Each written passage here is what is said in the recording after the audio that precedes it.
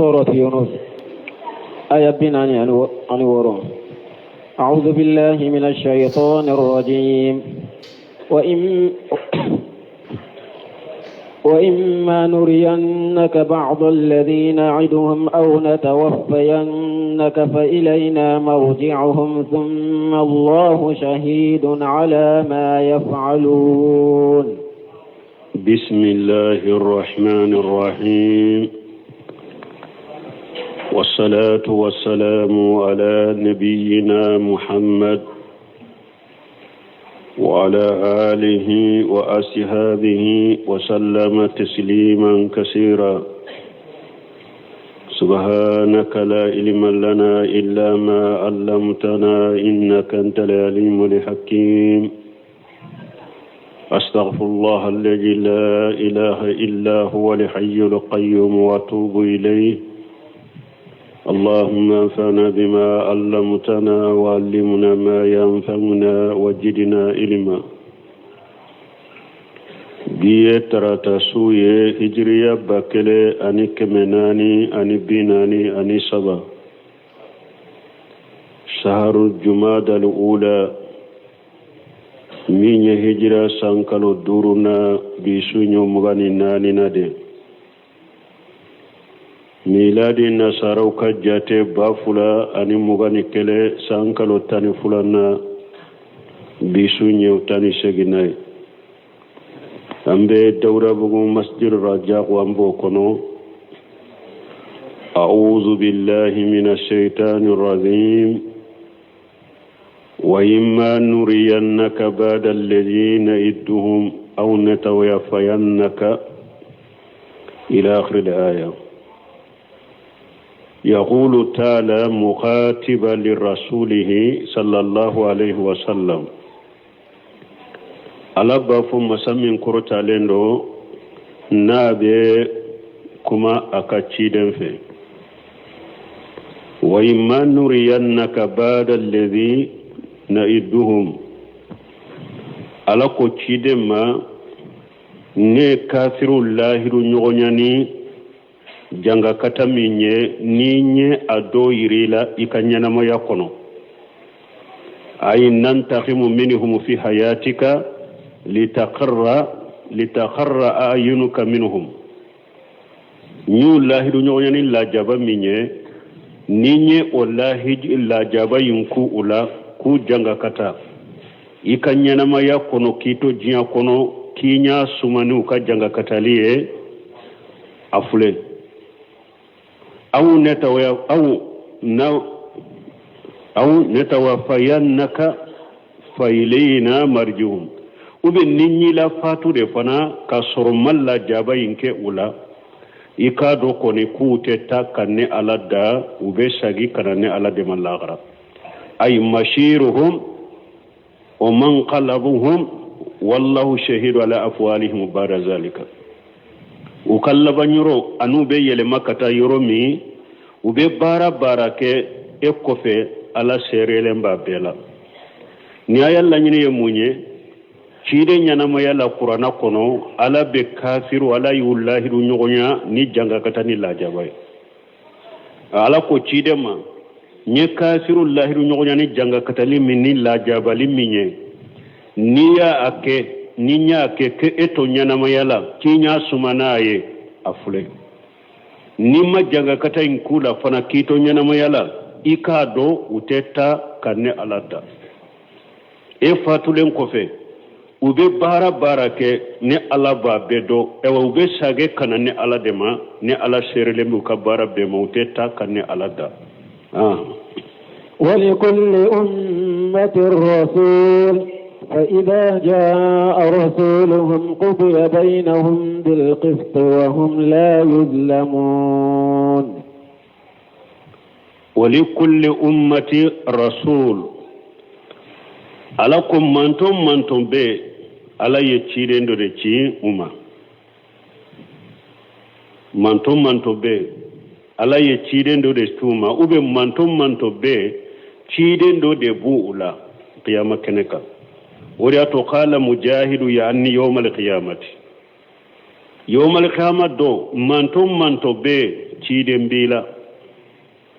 fa idza jaa rasuluhum qudiya bainahum bil qisti manto qiyama keneka naka ciden nana wakati mi ala be kiri tige awni nyogonje anana aya do kono wa asraqatil ardu bi nuri rabbiha wa jiya bin nabiyina wa suhada'i wa qudiya bainahum bil haqq ala ko dugu kono be noro ni alaka noro ni atigi alaka noro o do nabi nyumaw shereke su ala benana beye fa kullu ummati tu'radun ala allah bihadrati rasuliha yawmal qiyamah manto ibe jo ala nyekoro ibe yira ala la kaka ciden de jolentoy manto nabe yira ala la be jo ala nyekoro abake aka ciden nyana wa kitabu amaliha min khairi wa sharri mawdu'u shahidu alaihim awa mugo fana be aka bara gafew ni iye hera de bara ube juguma de do o fana bena kada ka shera ke auka wa hafajatuhum min al malaikati suhudun aida malikiya munun fana tumbaw koloshi jiya kono wulu fana shere lembe ummatun bada ummati jamakulu kufe mana manto temina qiyama keneka ni be jora ala nyekoro aka ciden bena o be shere ke auka aka bara gafew bena o be shere ke auka malikaw bena o be shere ke auka mantombe wa hadhihi al ummatu sharifatu wa in kanat akhir al umam fi al khalq nimman to korta le munu fulen ni ciden kam manton harin na ya soro dalila kana jinya kono ande manton be labanye illa annaha awwalul umami yawm al-qiyamah me yawm al-qiyamah do ciden kam manton de manton be foloy yufassilu bainahum wa yuqda lahum ciden kam manton de manto foloy manton min ni ala be kiri tige uni nyogonce ani manton mi ni ala be ewa ukakiru ke qiyama do ye ciden kam manton folode jiyan nalila ande ye manton be labay mi qiyama ciden kam manton de ye manton be foloy ni ala be manton munun kiri tuge kuma nana hadisa sahalina chogomi anana bukhari muslim kono kabo ciden bolo kisini nema baka annahu qala nahnu li akhiruna sabiquna yawm al-qiyamah al-muqdi lahum qabla al-khalaiq ciden ko nahnu li akhiruna ako jiyan nalila ciden kam manto awnde labanye asabiquna yawm al-qiyamah mi qiyama do ande be benye ciden kam manto de be benye qiyama al-muqdi lahum qabla al-khalaiq yawm al-qiyamah do ala be kiri tige ciden kam manton de nyogonce damfeun to benye ciden kam manton de ka kiri be tige damfen benye fa ummatuhu inma hajati qasabu sabqi bi sharafi rasulha salawatullahi wa salamuhu alayhi daima ila yawmiddin awa ciden kam manton uyennin bonya anin nin karama uyen nin soro sababu juman kama uka ciden an ka cide ale de kanyi kateme ciden beka ode ya to ciden kam manto uyen nin fasa manta soro anya soro nan ka ciden de sababu ye alaka tanuna ka kishi baka daima fuka ta qiyama o ala ku fule ko de foya wali kulli ummatir rasul manto be qiyama keneka ciden de bila ni ala bi ka kiru tigay ka ciden be hadaride fa idza jaa rasuluhum nimman tum min ka ciden nana qudiya bainahu bil qisti ala be kiri tigo umman to ni nyogon ceni tilenyaye wa hum la yujlamuna wodo ala tutonyo ala te mo si tonyo kiyama do abe kiri tige ni tilenya de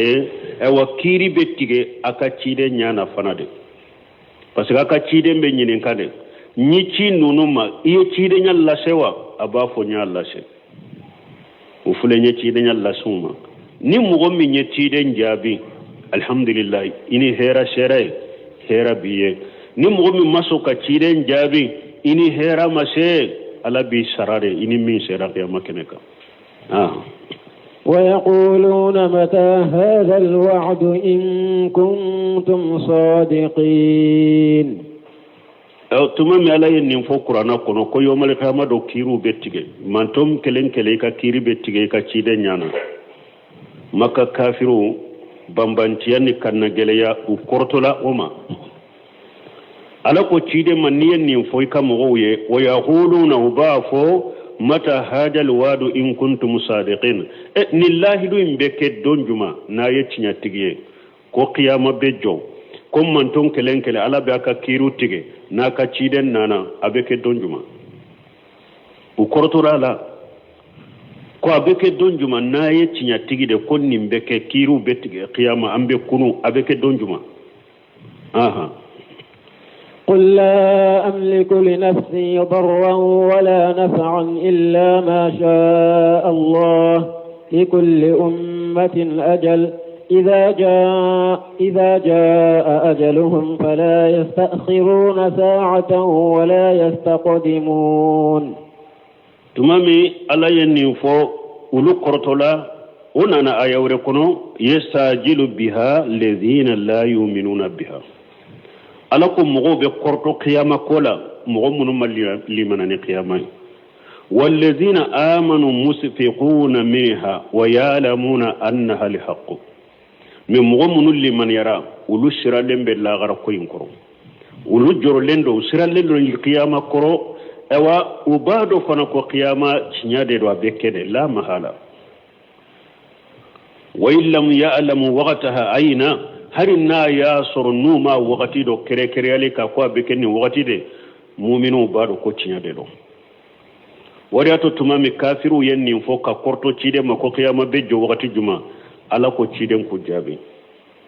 qul muhammad fuye la amliku li nafsi darra wala naf'a aw fule kam nyen kam minna o ye qaybu kode nete ko dogolendo koy qiyama jo wakati ake wakati o tenne bolokoy o doni be ala de boloke bagay ala de kiyama jo bagate ne ente seka jo kiyama joli wakati dom bagate ne ente ko dogolendo la amliku li nafsi darra nete seka toran na fanyere manan te seka toran yone kabonyere ka wala naf'a nten na famara nyere manan nete seka na fasama kaninyere ma ali aya kataya laba ay la aqulu illa ma allamani ciren ka kuma la nyine munye ne te se ka foyi fo ni ala illa dunya minna mbode fo wala aqdiru ala say mimma astasara bihi awa ne te se sete foyi la ala yire kire kirani ko mununye ne sete ulula de illa nyutile anillahu alayhi ni ala ne boko min kalama ni ala mboko min kalama ala kirekirani ko dogole mununye ne tulu do koy fa ana abuduhu wa rasuluhu ilaykum ne ala ka jonde ana ka cide kana umma wa qad akhbaratukum bi muji'i saati min qiyama nali ko qiyama bina nyaw khibare yani oye wa annaha kainatu abeke fana nyaw khibare ko abeke fana wala muytil anni ala waqtiha mi abena waqti mi ala manne bo kalama koy amilla dunya wala la nyine wode na kul la amliku li nafsi darra wala naf'a nta ko daga lendo ne ta yede alaka jonde ne kana uma alaka cide ne aye min fonye killa dunya minna ko fo awye nyode fo awye na ko qiyama bina qiyama ko nye cinyade abeke ala yella dunya nindela konka ninde fo awye nyo fo awye mi qiyama be jo wakati mi amilla dunya wala de o doni tenne bolo o ye ko dogolende parce que ntese ka tora nyoni ka bonyere kan ntese ka nafa sama kan nyerema illa ma sha Allah foni ala yere ya kanu ka tora min nyone ka bonka abo o bonka ni ala ya kanu ka nafa min sama kana nema abo sama kana nema ne jonde ne cidende men mbin fo ye qiyama be jo wakati min to koni do ka men mbin fo awye li kulli ummati ajalu mo kelen koni be jamakulu be manto be si hakke min dira awma wakati de bala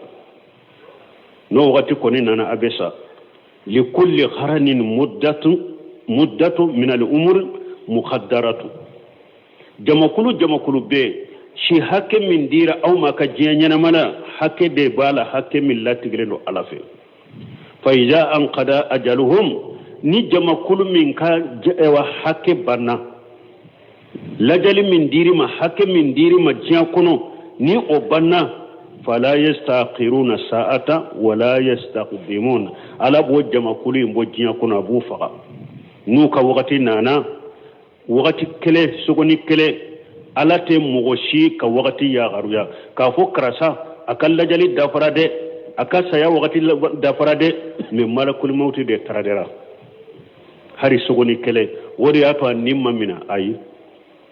fala yastaqiruna sa'ata wakati kunkuruni te fara itaka wala yastaqdimuna ni jamakulu fana ka sarati dafara ni amase ala te mogoshi faga ka wakati nya mogo site faga ika wakati nya balmaye ni lajje mogo mi mogo ya faga wo mogo min tora jila wo mogo min tora asida lawo mogo mi tasuma ya mina mogo site sai ka wakati nya mogo site sai ka wakati mi ni ya e do mi fagara ika wakati nde dafra ka fo ni karasa tumma faga tumbe ni shi hakke de nyanama ay aka wakati de sera fa ijaza ajaluhum fala yastakhiruna sa'ata wala yastaqdimun jamakulu nu ka wakati sera ala tu ka wakati intrade ni wakati e waleri kelenye ute saw ka wakati kare nyefana ni militi kelenye mo shite sa kwa kan la jali mase parce que mo do bo fana bo jatemina ni mo ye mo do faga ube atora jidela ube atora tasuma de la unyana ninni asidate aka wakati mase ay ni wakati sera de alaba be sababu minna be bo sababu ibeta ma kana li nafs an tamuta illa bi idnillah kitaban muajjala ewa mun tora sida da min tora fengo fenna ni side te faga ni ala de masariya de ala de majendi mo site sa ala nyinama ni site sa ni ala de majena ewa nini fana besa ika saya wakati lajali de bala asebelende do nu wakati mana itesa mo kan ni fana famu de atora sida no atora jilaw atora tasmalo mo sara saya modelila Allah jali de sera mo shika wakati te dafa ko ala be makono ni kiye jiyan kono mo shi fana ala te mo shi saka wakati nye do semira rahimahullah ako ni nyogona de lakka ke accidentona mobility doro alayna anak ani moto tigi fana do nana akan ka siratigi moto tigi ye yoromi aye fere ja komina ka jo moto tigi jora mobility tigi fana moto tigi ye yoromi aye fere mina a jora ube nyogol laje ni nana ni mbetate utumba fe ka kari nyogona ne moto tigi ye mobili ye a jora mobili tigi fana ye moto tigi ye a jora ku sigi ka doni jode ubebe mun kala mu be wuli la ñogon fe tuguni mobili tigi tara yele moto tigi ka kafa no simra ma dayi ni foka kitabu do sarhula bo akon nin joli kunkurni akwa mana ye munye ce kal lajali tumma dafa lajali de tumma dafa ni wakati kunkurni minyede o yode ke ka jo ka ñogol laje wakati dafa ala ku be wuli ñogon fe akasa mo sitte say ka wakati nyambalmo wode fuleya wode yato likulli walakin قل أرأيتم إن أتاكم عذابه بياتا أو نهارا ماذا يستعجل منه المجرمون ayorena ala ko lan yuakhir Allahu nafsa iza za ajaluha ala tenisi makono ni kenyisi ni kan lajalinana o ko fe ni aya min kalana summa akhbara anna ajaba Allah sayatihim baghtata o ko fe ala nan kibariya ko ala kala jawabina chunkana abina chu kafiru kade mununye saka kunun nan kariya qul mahmura fuye araytum ayen kibariya in atakum ajabuhu bayata ni alaka la jabanna na auma sunni su kono nay ka surabe sinola aw nahara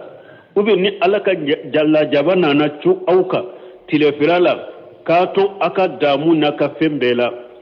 ma ja yastajilu minhu almujrimun tinyali kelaw junubu to bake ka korto minna minyella jabayinye na uma su felala kawto sinola ube na umatila firala kaw sugula lento ni aka ko nyana boliye akortola minna na binauka kachwauka ثم إذا ما وقع آمنتم به الآن وقد كنتم به تستعجلون ثم إذا ما وقع آمنتم به o ko fe nilla jaba mi nawtumbe korto ala na chunna ka sufelala ube na au matile felala atumbe korto minna ajiginin ko fe auka analli mananaye tugune nilla jaba jigina ka duru analli manya ali ana ala ba fu ni wakati de sisare au be limaniya wa gari kuntum bihi tastajiluna ni wakati akana au ma autumbe korto ala shishende au kallimani ya wakati au limani ya wakati la wakati min kallimani ya temina manala ya ira kafiru be korto la jaba minade ninna jaba inchunnu ka sufe ube na chunnu ka tilefe ube limani ya nu yella jaba idura jiginu ka drobe limani alai no wakati fana kallimani te mugonafa ala ba fuye shi sade au be limani ya akorto la minna ko aka jiga auka amal limani ya shi sada jiginaw ka ubel limaniya e wa shi san kan limana ta wunafa ni alam mako ta kan limaniya la anana ayawar kunala ko falamma araw basana qalu amanna billahi wahdahu ala ko tumam alay kafirun ayullahi da nyogone la jabay umat imal limaniya tumam alay ala ya kala jabannati tumam yella jabaye unyana uye mufo ko amanna billahi wahdahu ko awli manani ala kelempewe wa kafarna bima kunna bihi mushrikina anye munum fara alaka an kafiranuye alako chogodi falamu yaku yanfahum imanuhum lamma araw basana alako tumamu yenne alaka la jabaye kalliman ya ne alaka la jabal ye toyi bolon ni koy belliman ya ne alati kalliman amina woni manati na fade sunnatullahi allati qad khalat fi ibadi ni alaka lada de alaka lada mi ni atemena bolo aka jounka wa ghasira hunalika alkafiruna la jabana waqti kafir bebe perdide e wonni alaka lada depuis mo folo ni alako mo min limaniya ni mal limana benni la jaba jigika ni ma soka limaniya ni la jaba jigna waqti mi ni koy be limaniya o waqti limanati nafa e har firawna tamma ko chogodela falamma adrakahu al-kharaq qala amantu annahu la ilaha illa alladhi amanat bihi banu israil wa ana min al-muslimin alako ali ana wa ghari asayta qablu wa kunta min al-mufsidin go firawna fanatumama yado ko kisita beto jila e akonelli maniyara bani siran kawli manani alaminye e wanelli manano ye sisa ne kera silamai e alako sisa de belli maniya nindo nye e firawna ye ne ala soso e kera tinyali kela e sisa de e bafo ko elli manira ne makoti kalli maniyala donc o de fule kan kafiru fana taye ode ube korto la jabala de ne ni la jaba jiginu kadro ube limaniya me wati limana tunafa ثم قيل للذين ظلموا ذوقوا عذاب الخلد هل تجزون إلا بما كنتم تكسبون ثم قيل للذين ظلموا وكفي على كوكوفي ني على بافم مغوي قيامة مغمون كراتو نالكلاوي ني على بافوي ذوقوا عذاب الخلد من جهنم دوملي لا جابا أيو نene hali tujjauna illa ma kuntum taksibuna yala ne ala baw sarafuna nte aw sarafoila fo ka baraketa ama sarafoila na ka baraketa ute yomal qiyamah do to nyali kelaw ala budo jahannaba kono ka sage kanin kuma fuye aye dume jahannaba la jaba aye dume akono ne ala ta sarafoila na ka baraketa ute ويستنبئونك أحق هو قل إي وربي إنه لحق وما أنتم بمعجزين ويستنبئونك أحق هو على كوتشيدما من يكافروا وبين كباريا نيفه كي نينكا محمد ibe qiyama ko min fo ibe saka kunu mun fo cinya de dowa ubena nin kibariya nyini fe ki nyini kannin na ko qiyama ko min ni ibake kafo cinya de dowa pol mahamura fuye I kafo I kore munye nam wa rabbi in kallanin tigi alai innahu la haqqu qiyama joli wallahi cinya de do wallahi cinya de do nuna ni nyinin kannin de fo uye afuma yawo ni qiyama ko min fo yawo wallahi in kallanin tigi alai abeke ni aya fana kelende fuleya fula aya fula de be fara ni aya fana ka qur'ana kono usaba alaka cide nyamariya ko aka kalini qiyama joli aya saba qur'ana kono ala ya cide nyamariya ubeni nyinin ka qiyama kola ikali ni tigi alai ka fuye ko qiyama abeke aya fulo fuleni ni fulana jumay obe surati saba kono وقال الذين كفروا لا تاتينا ساعة قل بلى وربي لا تاتينكم سورة السبع ألاكو كافروا بافو قل قيامتنا أما قل مهم رفوية بلا يكافو وربي نكلنا ننتج علي لا تاتينكم والله قيامة بنا أوما نيجي آية فلانة آية سبنا وفي التغابون وبسورة التغابن كنو جام الذين كفروا ألا يبعثوا قل بلى وربي لتبعثن ثم لتنبؤن بما عملتم وذلك على الله يسير نيسبنا جام الذين كفروا كافروا يا غلونفو ألا يبعثوا قولوا تكونوا قياما كافروا يا غلونفو قولوا تكونوا قياما قل mahamura fuye bala wa rabbi in kallna nintigi alai la tubu asunna wallahi ala bawkun qiyama summa latunabba'unna bima amiltum o kofe ayi bara ke jiyakuno ala baw kibarana beye wajalika ala allah yashiru o kanu ala bolo donc ni aya saba fana qur'ana kono ala ya cide nya mariya ko aka kala ka kafiru ye ko qiyama bejo قيامة بنادي شكتالا وما أنتم بمعزجين أو تألدا ألا تدش أولا أو تتا كألدا فنا ولو أن لكل نفس ظلمت ما في الأرض لافتدت به وأسروا الندامة لما رأوا العذاب وقضي بينهم بالقسط وهم لا يظلمون ala banki bare masamin korta lendo ko sanka ba wonon fula marabba ya lede duguma ko wonon fula marabba ya lede ko ale ala kallahi ya cinya de kon galon tala Allah ala inna lillahi ma fi samawati wa ma fil ard ube walau anna likulli nafsi wado walau anna likulli nafsi jalamati ma fil ard laftarati bihi ala bankibariya ni aya kono ko kafiri ni a kafiralama shera qiyama keneka abanata nema be dugukolo ka depuis ala ye jinya dafo kata jinya wuli sanu warije ani jinya nema be ni a kɛra ale tɔɲalikɛla ta ye qiyama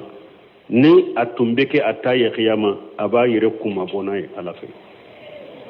pura kana lajaba mais ala t'a minɛ hali n'a kɛra ta ala mako t'a la ala fule ko de fɔ yan walaw anna likulli nafsi jalamati ma fil ardi ala ko ni n'a tun bɛ kɛ ni min ye tɔɲali kɛ diɲɛ kɔnɔ yan i sera qiyama nema bɛ dugukolo kan n'a bɛ tun bɛ k'i ta ye qiyama keneka laftadati bihi itumbi yere kuma bonaye ka bedi alama puri kana lajaba ado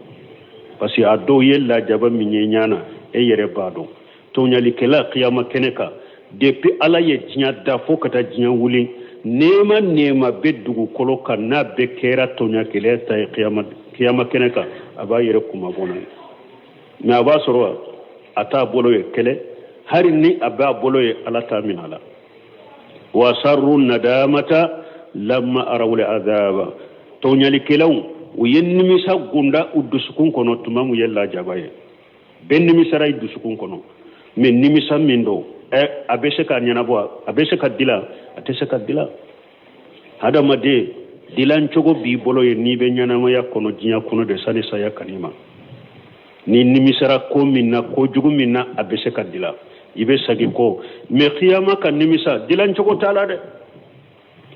uyen nimisa gunda udusukun kono tumamu yella jabaye wa qudiya bainahum bil qisti ala yakiri tige uni nyogon ceni tilenyay wa hum la yujlamun wodo ala te mosi tonyay wodo ala tu tonyode ala be besara ni ka fota ni ka ketate ألا إن لله ما في السماوات والأرض ألا إن وعد الله حق ولكن أكثرهم لا يعلمون ألا بكباريا لك ألا إن لله ما في السماوات والأرض أبان كباريا قصان كباولون فلان مربغا يا لدي دوما كولون فلان مربغا يا لدي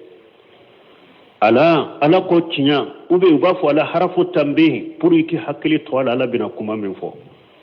inna wa'da allahi haqqun ala ko ne ala kallahi dun tinya de do de abekede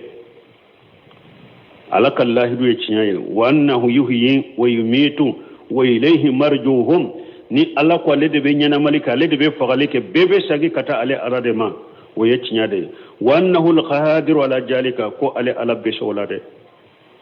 ala inna wa'da allahi haqqun ala kallahi ye tinya de walakin aksarahum la ya'lamun me hadama den chama ni kafiri chama teninde do kafuni ala ye min fo ala kallahi do tinya de do qiyama jinya be wuli de mo be sade qiyama be jore nyinin kalu be kere korosilu be kere arjanna be de jahannaba be de ala yenillahi dum munun fo qiyama joli la cinyade do de me dugo kolo hadamaden chamantenninde do huwa yuhyi wa yumitu wa ilayhi turja'un huwa yuhyi wa yumitu ala de be nyana malike kam go hadamade dan femmi ni ma fendo kida kan ninkila ki nyana ma yakina tijian kono ala de boke wa yumitu ni ma femmi ka saya wakati nana kan ni samaka boy ila ala de boke wa ilayhi turja'un bebe sagi kata ala de malagara be dan fembe a bebe sagi kata ala de malagara ala be besara ikafota ni ka ketala wa annahu al-qadir ala al-alim بما تفرغ من الأجسام وتمجغ في شائر أغتار الأرض والبحار والقفار بebe sagi kata alama nima fe isara yoromi ifari kolo fara la chogo ka fara bogo ka yoromi nin fari kolo fara la chogo ka fara baji jika yoromi nin fari kolo fara chogo ka fara kungo konona ka isara kungo konona chogo bebe sagi kana alama bebe sagi kala alama min sara baji de kono i fari kolo tigera baji na cogo cogo ka fara ji ka cogo cogo ala b'a bɛɛ yɔrɔ dɔ ji in kɔnɔ min yɛrɛ tasuma de y'i jani ka i jani pewu i fari kolo yɔrɔ ni tasuma y'a bɛɛ jani ala b'a bɛɛ yɔrɔ dɔ ni sara kungo kɔnɔna de la kungo kɔnɔ fɛnw de y'i du i fari kolo tigɛra ni kungo kɔnɔna ye cogo cogo ala b'a bɛɛ yɔrɔ dɔ min donna dugukolo jukɔrɔ dɔ dugukolo y'i du cogo cogo i fari kolo farala wa bɔgɔ ka cogo cogo dugu jukɔrɔ ala b'a bɛɛ yɔrɔ dɔ yomale kiyama dɔ ala b'a bɛɛ fara ɲɔgɔn kan ka bɛɛ kunu bɛɛ bɛ kunu n balima hadamaden kelen kɛra sara cogo min fana ala ka malikɛ fila in b'i ɲininka i sara sa cogo cogo la dɔnkɛbaw y'a yira ni mɔgɔ min sara hari ni e ye san kelen kɛ moroku de la k'o de kosɔn n'i ma don kaburu la ko ɲininkali t'i ka kaburu ɲininkali tɛ k'i ka fɔlɔ ala bɛ ko dogolen dɔn ala b'a dɔn ko i su bɛna dɔn ala b'a dɔn ko mɔgɔ su bɛna dɔn hari n'i ye san kelen de kɛ moroku kɔnɔ i ka ɲininkali b'i kɔnɔ kaburu de kɔnɔ ni dɔnna i ka ɲininkali bɛ k'i la ala b'a dɔn ko ni min nin tɛ don karibu kɔrɔ ni n sara kungo kɔnɔna de la mɔgɔ tɛ nin ɲɛ a tɛ don kaburu kɔnɔ u bɛ kungo kɔnɔ fɛnw de ye nin don u bɛ tasuma de ye nin jani fɛn min sɔrɔ a la min bɛ don kaburu kɔnɔ u bɛ a tora baji de la dɔɔnikɛbaw ko e bɛ ɲininka hari n'i ma don kaburu kɔnɔ i fana ka ɲininkali bɛ k'i la dɛ ala bɛ bɛɛ yɔrɔ dɔ ye wa kiyama ala bɛ bɛɛ fara ɲɔgɔn kan ka bɛɛ kunu يا أيها الناس قد جاءتكم موعظة من ربكم وشفاء لما في الصدور وهدى ورحمة للمؤمنين يقول تعالى ممتنا على خلقه بما أنزل إليه من القرآن العظيم على رسوله الكريم على بافو كأكن نما كو أويرا أكا جونا أي نما من جيجي كان أكا جوما من ينين قرآن بلي بيني كاجيجي أكا تشيدن بينك يا أيها الناس ألاكو هذا مدون قد جاءتكم موعظة من ربكم واجلنا أو ما كبو أتكي ألفين جاجر أن الفواحش واجل يموني كو بغبغا كبو كلام كلو كلمة وشفاء لما في صدور فإننا نوم من ينين قرآني ni abeke dusukun furai min subahi wasukuki qur'ane dusukun furai chogodi subuha munun bi dusukun kono shikka munun bi dusukun kono wa ijalatu ma fiha min ayrijisi wa danas ani nugo munun bi dusukun kono hasidiyaw besen koniyaw munafiqiyaw nunu na nyogona qur'ana nana ka dusukun furake ka nunu de bo dusukun kono dusukun bana ka dusukun furake wa huda doni nafama ani bara nyuma o de hudai o be qur'ana kono wa rahmatu ani qur'ana ye nema de fana jonye lil mu'minin qur'ana kanda de qur'ana nema de mu'minu ye ay yahsul bihi al hidayatu wa rahmatu min Allah ta'ala nin qur'ana kanda de be soro nin qur'ana ani nema kabo ala fe masamin kortaleno wa innama zalika lil mu'minina bihi me qur'ana ka kanda ani qur'ana ka nema abe jonye munu limana ni qur'ana abe ulude sino kafiri ala ya fo tonyali kala aya wore kono wala yajidu zalimina illa qasara onana aya wore kono wa nunazzil min alquran ma huwa shifaa wa rahmatu lil mu'minin ala ko ala ye fenjigi qur'ana kono fe munu ni fura bola ani nema mu'minu ye wala yajidu jalimina illa qasara me qur'ana te to yali kuna koni jidi foye ni perdite qur'ana ka fura kele duskun fura ke abe mu'mini de nema min be qur'ana kono abe mu'mini de wodi yato aya wure la ala ko qul huwa lil ladina amanu huda wa shifaa ala ko cidema afo qur'ana ye mogode mogo munu ye mu'minu ye qur'ana ye uluma kanda ye qur'ana ye mu'mini ma furay nabi duskun furake قل بفضل الله وبرحمته فبذلك فليفرحوا هو خير مما يجمعون. قل محمد رفوه بفضل الله ألك فسمنت من فلنينه وبرحمته أن ألك النعمة فبذلك فليفرحوا أي النسون جاني أودي أي بهذا الذي جاءهم من الله من الهدى والدين الحق فليفرحوا نكند من نانا أوما minye dina chinyalama umina nauma ayenni sonjanai fa innahu awla ma yafrahuna bihi hada maden kankan ni sonjani minye wayenni qur'ana de huwa khairu mimma yajma'un awa abe jiyan nafa ni jiyan nema ba faranyu gonka qur'ana kausana be ay minhu tami dunya wa ma fiha min jahrati lifaniyati jahibati la mahala awa fiŋo feŋ be diɲa kono nema be diɲa kono min ye diɲa ka masiru ye a bɛɛ bɛ ba a bɛɛ bɛ ta de sikasi t'a la bon kuranna nema ka wusa ni nin bɛɛ ala ye nin kuranna min di aw ma a ye nin nema min d'aw ma min ye ni silamɛya ye dɔw ko kul bi fadlillahi o ye kuranna ye o bi rahmatihi o ye silamɛya ye dɔw ko kul bi fadlillahi o ye kuranna ye o bi rahmatihi o ye ciden ka cidenya ye fa bi jarika falyafrahu a ye nisɔndiya ni nin de silamiya balima nema site dugukolo ka silamiya nema bɔ nema be dugukolo ka ni ala yi kɛ mumini ala yi kɛ silamiya ala yi kɛ tawhiditigi ye o nema de be diɲɛ ka nema bɛɛ ɲɛ lafiya nema do kɛnɛya nema do nafolo nema do nema be diɲɛ kɔnɔ ni silamiya nema de kawsana bɛɛ kawsani nema bɛɛ donc a ye nisɔndiya ni o de donc hadamaden kan nisɔndiya ni diina de nisɔndiya ni silama de a ye nisɔndiya ni kuranna de sinon nisɔndiya sugu dɔ bɛ kuranna kɔnɔ ala ye olu lagosi nko ala ko luqmana ma la tafrah inna allaha la yuhibbul farihin o fora luqmana ala ko kana nisɔndiya ni nema min filibure kana nisɔndiya na yɛrɛ ala tɛ nisɔndiya bagaw fɛ bon a bɛ kuranna yɔrɔ dɔ la fali ye furahu a fuleya a bɛ kuranna yɔrɔ dɔ la la tafrah inna allaha la yuhibbul farihin qaruna a bɛ kuranna yɔrɔ dɔ la komi an bɛ aya min na fa bi jarika falyafrahu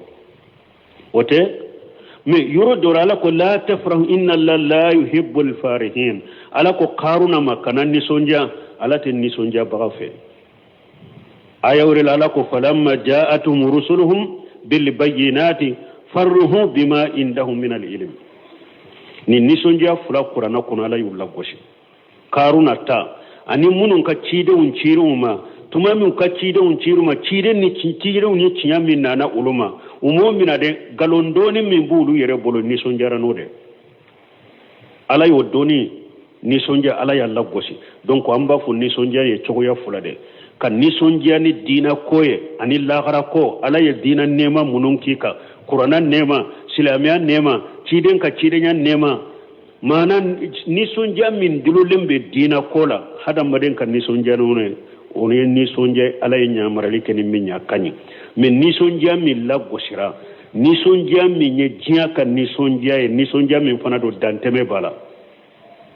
i dantɛmɛra nisɔndiya in na donc ala y'o de lagosi o nisɔndiya sugu de karuna ta ye ala y'o de lagosi nin ye de ka nisɔndiya ni kuranna ye ka nisɔndiya ni diina ye فليفرحوا خير مما تفسير قل أرأيتم ما أنزل الله لكم من رزق فجعلتم منه حراما وحلالا قل الله أذن لكم أم على الله تفترون قل محمد رفوه قال عدد من العلماء نجلت إنكار للمشركين فيما كانوا يهلون ويحرمون من البهائر والصوائب والوصايا دوكو دوني كبغا جاتو دوكو كوني آيات جيكو كولا يننكر عليك مشركو ديكا ويري بهيرا منون ديلا أني صوائب نونو أني وشيلا نونو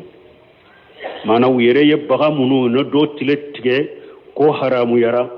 una do tilo fara ko haramu ya uyereka una do ewa ni doye de hakke do soro uno haramu yara musomanu ka uno daga cewe una do una fo ni mo ewa baga min fule ni nya sera ni shi hakke ma nim bilalendo anka bori ude mogote doni taka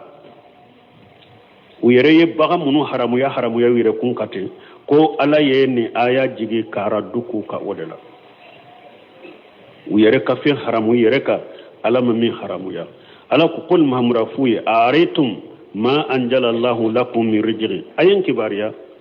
ala ye garjage munun jigi kana awma ka baga munun di awma ka mi fe munun di awma ka du fe munun di awma fajalitum minhu haraman wa halala aw yereye halalani haramu ke ola sogo sugu do bagan sugu do ayu haramu ya yereka bagan sugu do ku dumuni la daga aw yereye dum fen sugu do ayu do duni haramu ya yereka dum fen sugu do ku la duni la daga aw yereye mi fen sugu do aye uluka e wa mini haramu ya yere kunka kasorala mu haramu mi fen sugu do ayu do mini daga aw yereye don finu do aw yereye finu sugu do haramu ya yereka delelate minna finu sugu do be aw ye oke halala aw yere mate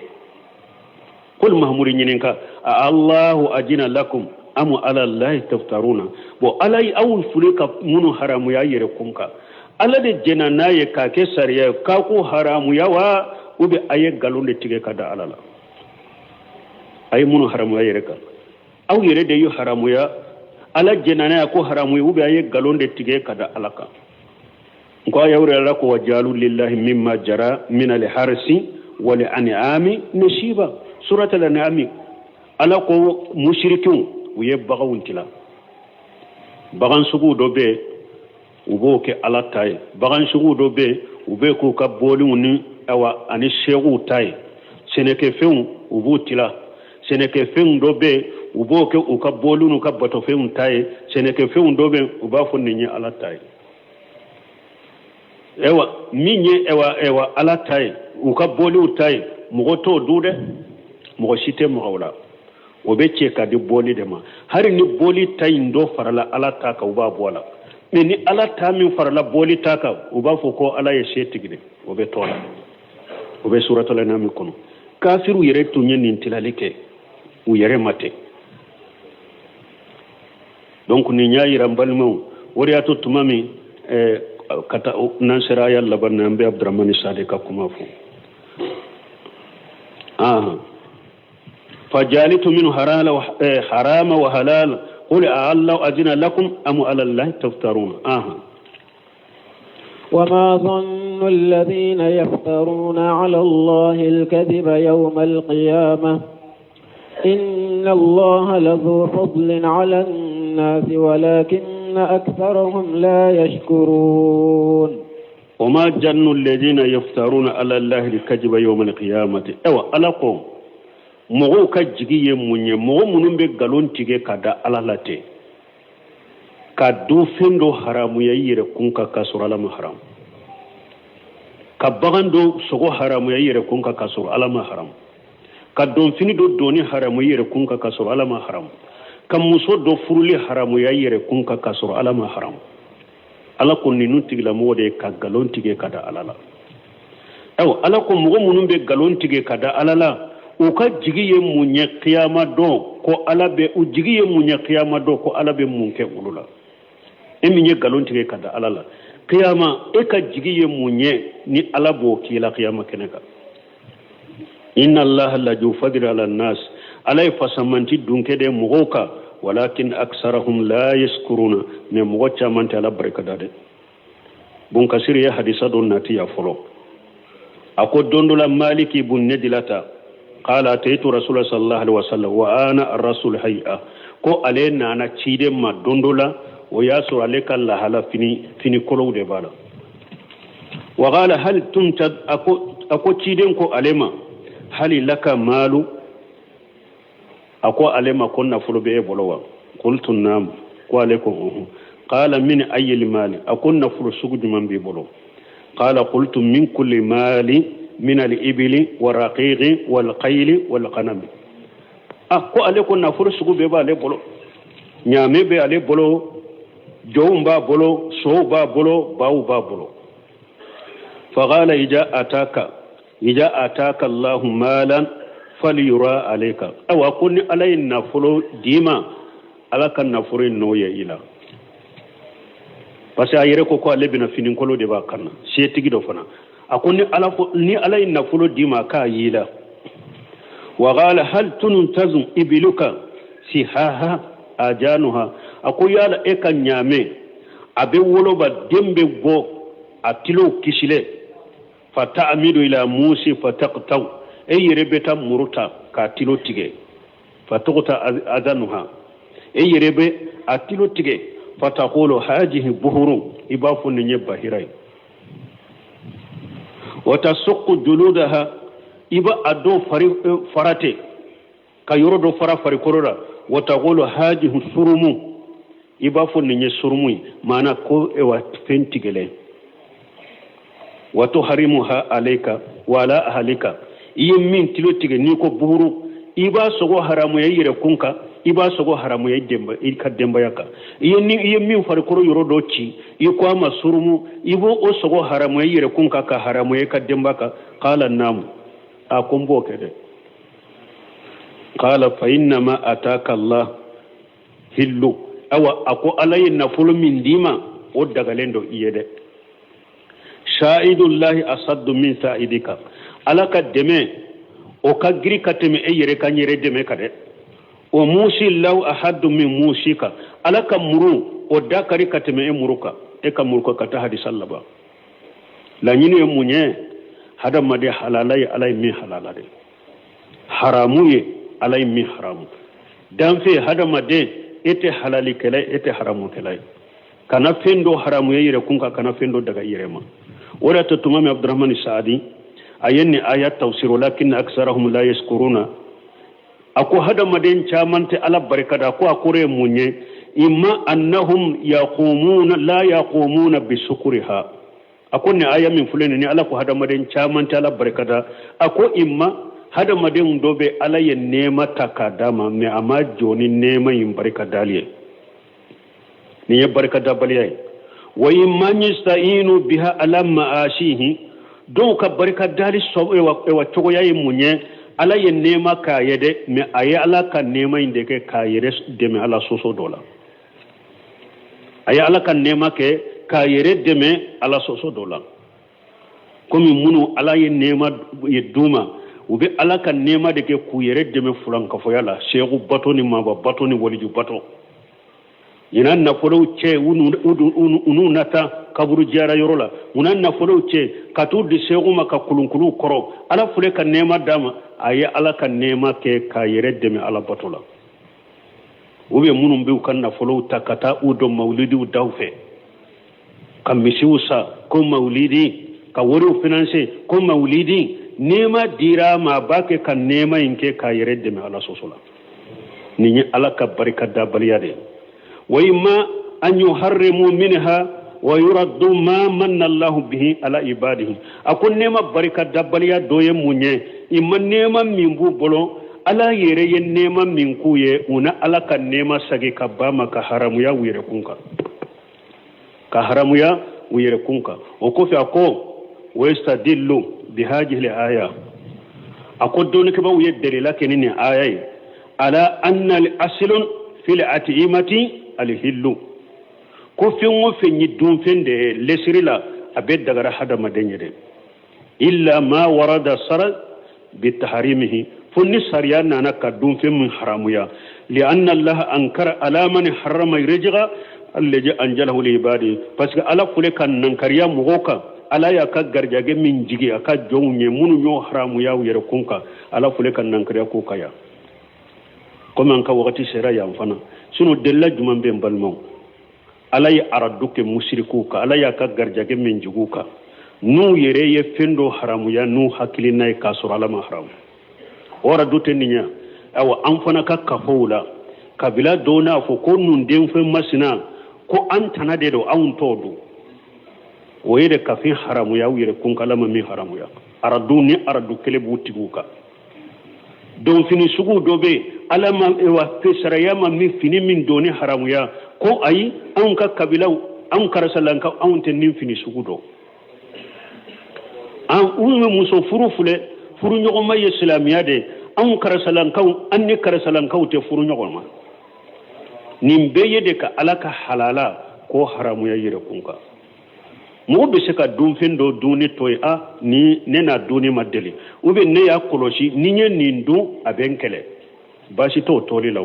parce que ciden yɛrɛ sallallahu alaihi wasallam madina don dɔ la u ni a ka dumuni nana kɔrɔ b'a kan kɔrɔ sɔgɔ u bɛ dumuni na ciden y'a bolo sama ka taa sɔgɔ in ma a muso Ummu Salamata sigilen don a ko sogo sugu min bɛ dumuni minɛn in kan a t'o fɔ ciden ye u ko ciden ma ko kɔrɔ dɔ dɛ a y'a bolo sagi a ma sɔn ka dun seba tɔ minnu bɛ minɛn kan ko haramu yɛrɛ ayi a ko ne tɛ se ka fɛn haramala in min ladaga dɛ a ko a ma haramu dɛ halala dɔ a y'a dun mais ne balola yɔrɔ min ɲɛnamayara yɔrɔ min ka dun fɛn tɛ n'a ma deli n'a dunni de ma deli donc dun fɛn dɔ ne ni nin dunni ma deli ou bien n y'a kɔlɔsi ne ye nin dun a bɛ n kɛlɛ ou bien dɔgɔtɔrɔw y'a entraîné bana min b'e la ne nin dun fɛn sugu tɛ taa baasi tɛ olu la dɛ baasi tɛ olu donbaliya la dɛ mais i yɛrɛ de ka fɛn dɔ haramuya i yɛrɛ kun ka dɔrɔn ko anw tɛ nin dun anw tɛ nin min ala ye aradu kɛ o de kan سبحانك اللهم ربنا وبحمدك أشهد أن لا إله إلا أنت أستغفرك وأتوب إليك. سورة يونس آية بناني عن ورم. أعوذ بالله من الشيطان الرجيم وإما نرينك بعض الذين نعدهم أو نتوفينك فإلينا مرجعهم ثم الله شهيد على ما يفعلون. بسم الله الرحمن الرحيم والصلاة والسلام على نبينا محمد وعلى آله وأصحابه وسلم تسليما كثيرا. سبحانك لا علم لنا إلا ما علمتنا إنك أنت العليم الحكيم. أستغفر الله الذي لا إله إلا هو الحي القيوم وأتوب إليه. اللهم انفعنا بما علمتنا وعلمنا ما ينفعنا وزدنا علما. biye tarata suye hijriya bakele ani kemenani ani binani ani saba shaharu jumada al-ula minye hijra sankalo duruna bisunyo mugani nani nade miladi nasaraw ka jate bafula ani mugani kele sankalo tani fulana bisunyo tani seginay ambe dawra bugu masjid raja ambo kono. a'udhu billahi minash shaitanir rajim wa imma nuriyannaka ba'da alladhina idduhum aw natawaffayannaka ila akhir al-aya. يقول تعالى مخاطبا لرسوله صلى الله عليه وسلم alaba fo masamin korota lendo nabe kuma aka ciden fe wa imma nuriyannaka ba'da alladhi na'iduhum ala ko ciden ma ne kafiru lahiru nyogonyani janga kata minye ninye ado yirila ikanyana moya kono ay nantahimu minhum fi hayatika litakharra ayunuka minhum ñu lahidu ñoñani la jaba minye ninye wallahi la jaba yunku ula ku janga kata ikanyana maya kono kito jiya kono kinya sumanu ka janga kataliye afule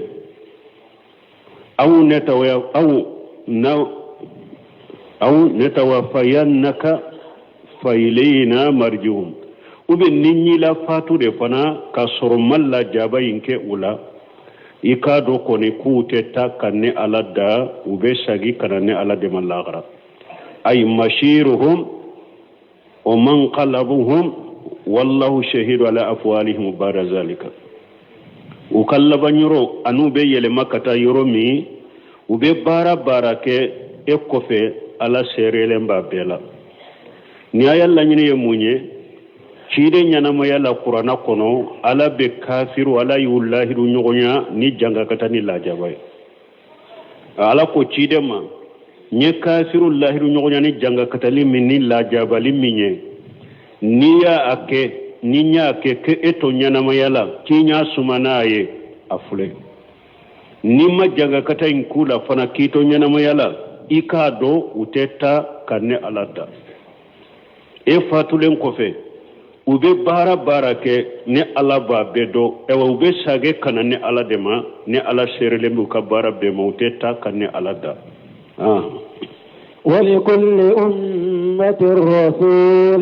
فإذا جاء رسولهم قضي بينهم بالقسط وهم لا يظلمون ولكل أمة رسول alakum mantom be ala ye cire ndo de ci uma mantom be ala ye cire ndo de tuma ube mantom be